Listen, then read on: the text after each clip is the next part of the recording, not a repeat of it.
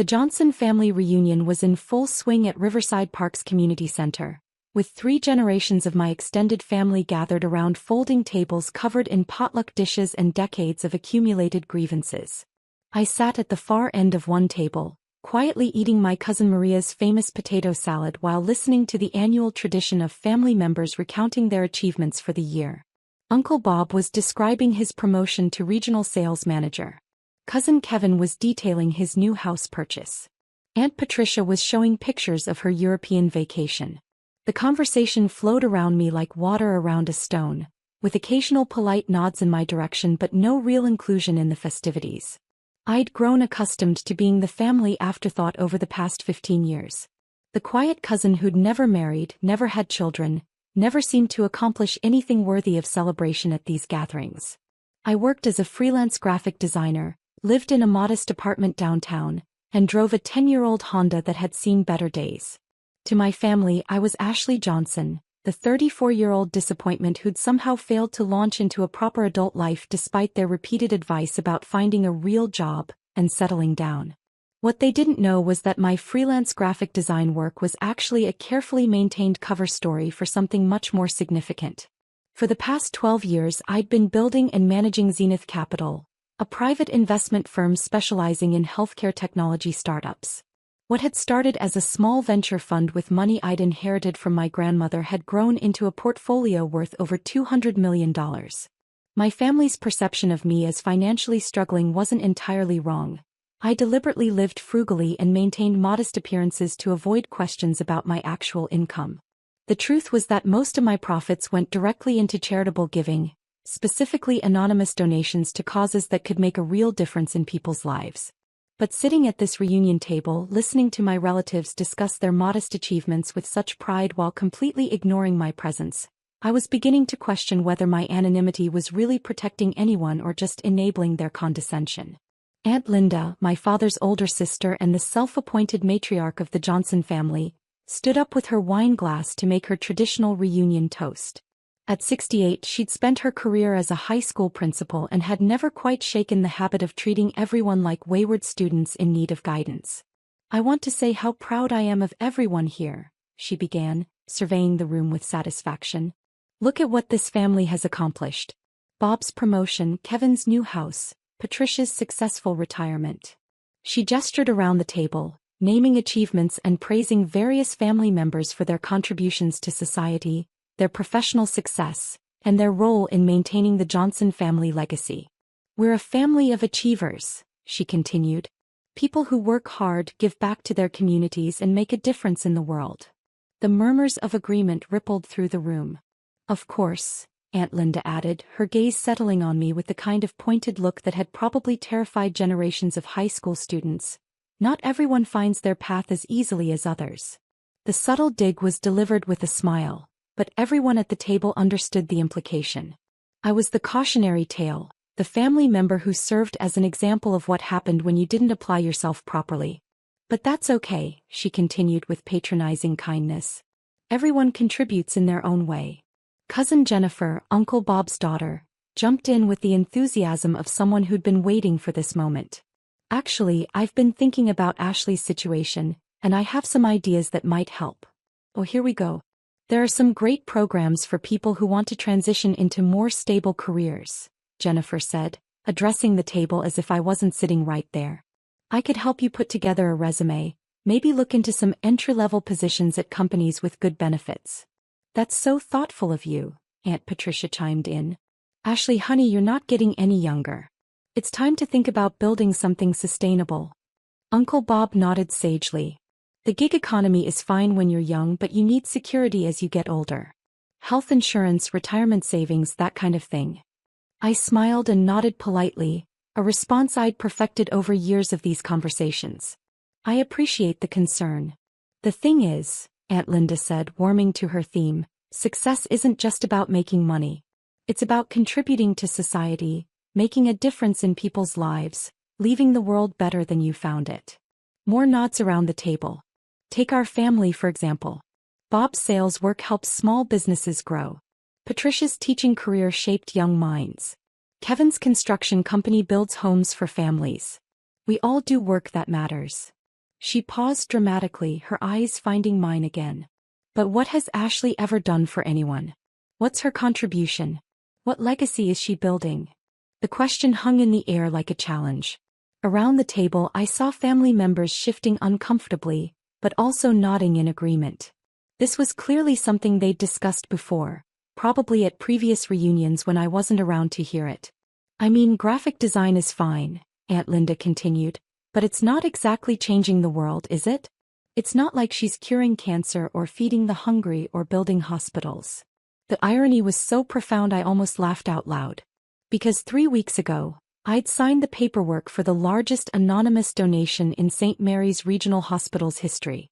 $50 million to fund a new cancer research center, complete with state-of-the-art equipment and facilities that would serve patients throughout the entire region. For 5 years I'd been quietly funding medical research, supporting homeless shelters, endowing scholarships for underprivileged students, and bankrolling community development projects. My modest lifestyle wasn't a sign of failure. It was the result of giving away approximately 70% of my annual income to causes that actually mattered. But I'd done it all anonymously, partly for tax reasons but mostly because I believed in the importance of giving without seeking recognition. I'd never wanted praise or gratitude. I just wanted to make a difference. Sitting here listening to Aunt Linda question my contributions to society while surrounded by family members who'd never donated more than $20 to charity, I was beginning to reconsider the wisdom of that approach. Maybe it's not too late, Jennifer offered optimistically. Ashley, what if you volunteered somewhere? Like a hospital or a food bank? It would be good experience and you could start building a track record of community service. Great idea, Uncle Bob agreed. Start small, prove you can handle responsibility, then maybe work your way up to something more significant. Aunt Linda nodded approvingly. Volunteering would be perfect. Show that you care about something bigger than yourself. I was about to respond when the TV in the corner of the community center, which had been playing quietly in the background, suddenly increased in volume. Someone had grabbed the remote to catch the evening news. Good evening, I'm Dana Mitchell with Channel 7 News. We begin tonight with breaking news from St. Mary's Regional Hospital, where officials have announced the largest private donation in the institution's 75-year history. The conversation at our table stopped abruptly as everyone turned toward the television.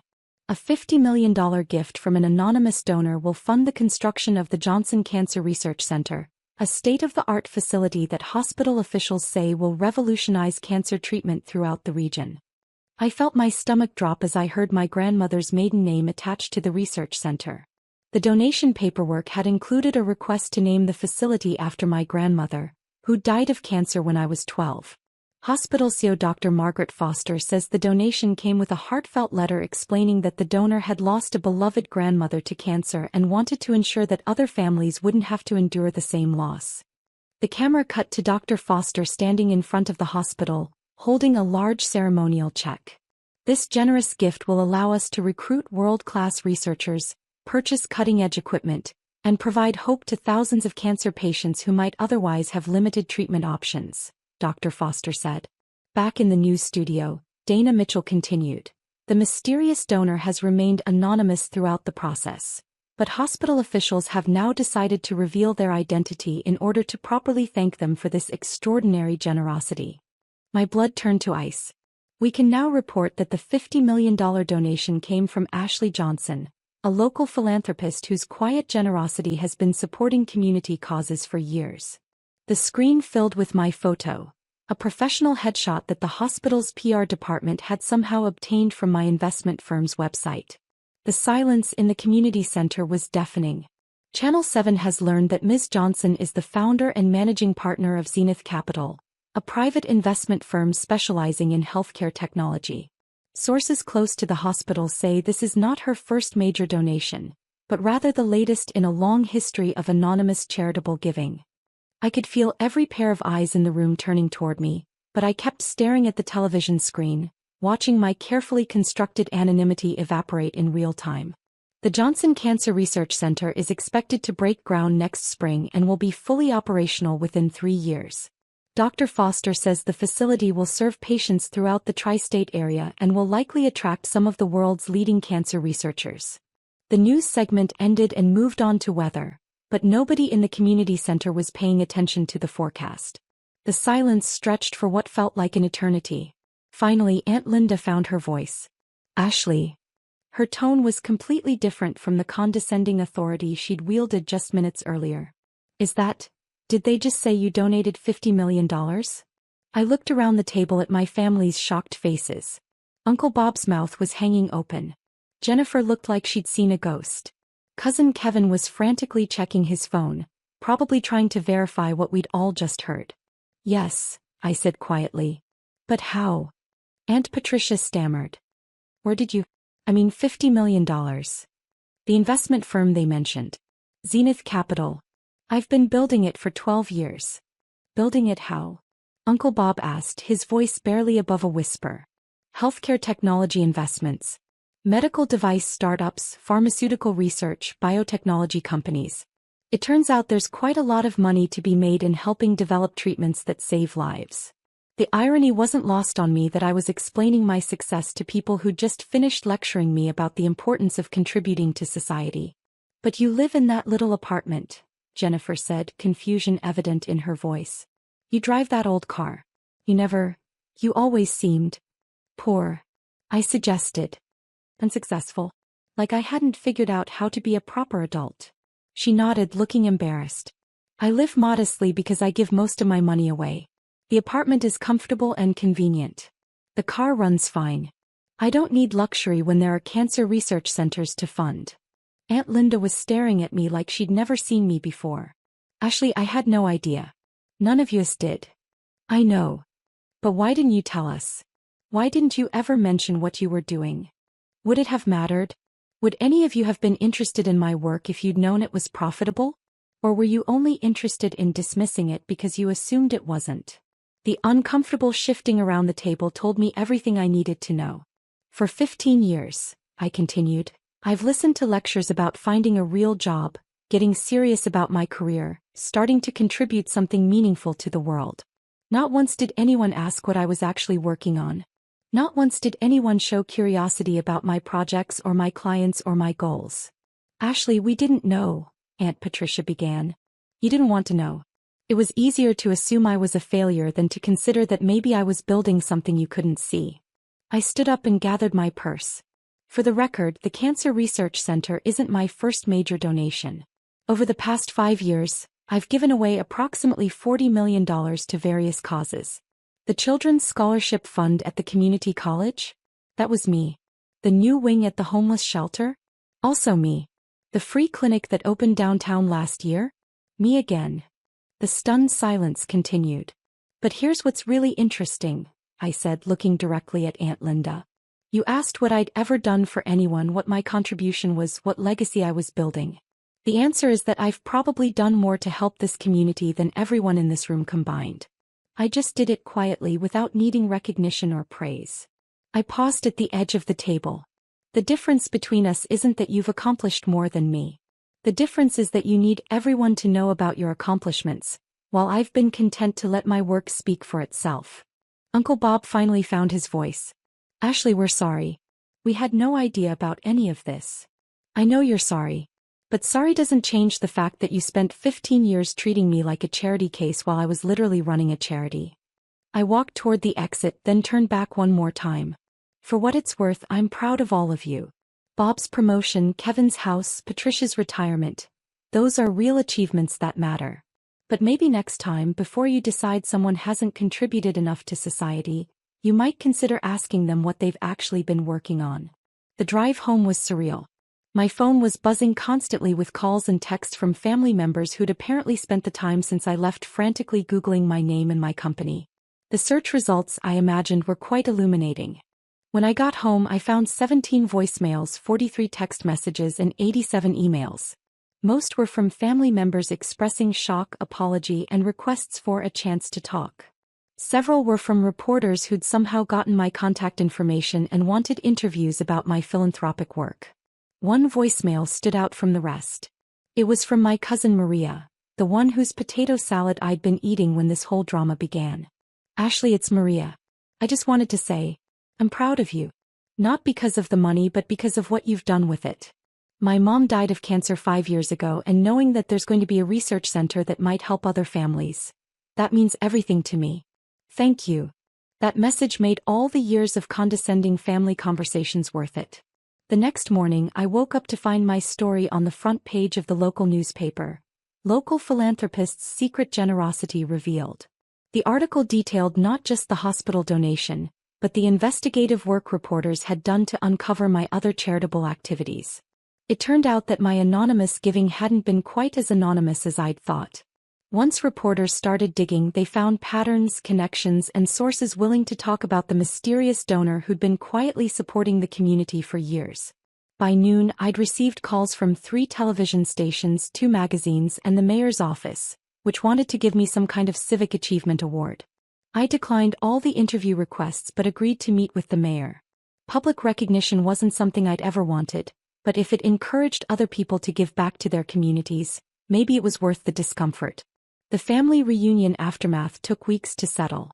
Aunt Linda called repeatedly, alternating between apologies and requests for advice about getting involved in charity work. Uncle Bob wanted to discuss investment strategies. Jennifer asked if there were opportunities to volunteer with my foundation. The most meaningful conversation came 3 weeks later when I met Aunt Linda for coffee at a small cafe downtown.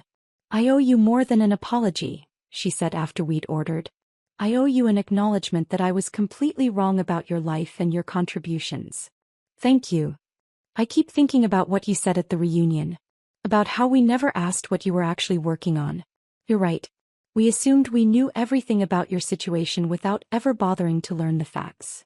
It's easier to make assumptions than to ask questions," I said.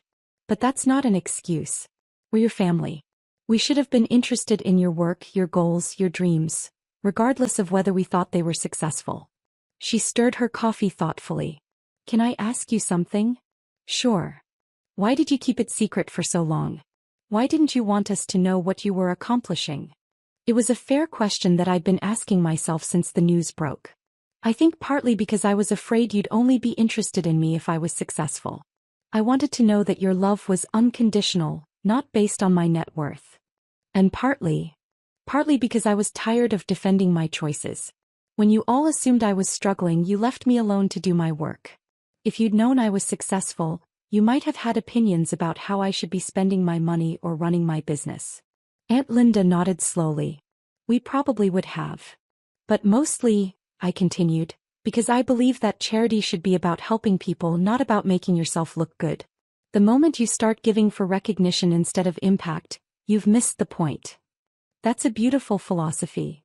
It's also a luxury that comes with having enough money to give anonymously. Not everyone can afford to be modest about their achievements. We sat in comfortable silence for a few minutes, watching people walk by the cafe window. "Ashley," Aunt Linda said finally, "I want you to know that I'm proud of you. Not because of the money but because of the person you've become. Generous, thoughtful, committed to making a difference in the world. Thank you. That means a lot. And I want you to know that you'll always have a place at our family table, regardless of your bank account. I appreciate that. But I also hope you'll consider being more open about your work going forward. Not for recognition, but because the rest of us could learn from your example." 6 months later, at the next Johnson family reunion, the dynamic was completely different. Instead of lectures about finding a real job, I fielded questions about impact investing, philanthropic strategy, and the most effective ways to support community causes. Uncle Bob had started volunteering at the food bank. Jennifer was organizing a charity drive at her office. Even Aunt Linda had joined the hospital's development board, using her educational background to help with fundraising strategy. When it came time for the traditional toast, Aunt Linda stood up with her wine glass and looked directly at me. "To Ashley," she said, "who taught us all that the most important contributions are often the ones nobody sees." The applause was warm and genuine, but what mattered most was that it came from a place of understanding rather than condescension. As I drove home that evening, I reflected on how much had changed since that awkward news segment had revealed my secret. I was no longer anonymous, but I was also no longer invisible to my own family. Sometimes the most powerful thing you can do isn't hiding your light under a bushel. It's letting people see what they've been overlooking all along. The Johnson Cancer Research Center broke ground 8 months later. At the ceremony, surrounded by my family and hundreds of community members whose lives would be touched by the facility, I realized that maybe recognition wasn't such a terrible thing after all. As long as it led to more giving, more caring, and more families like mine learning to see each other clearly, it was worth every moment of discomfort. After all, what good is making a difference if nobody else is inspired to do the same?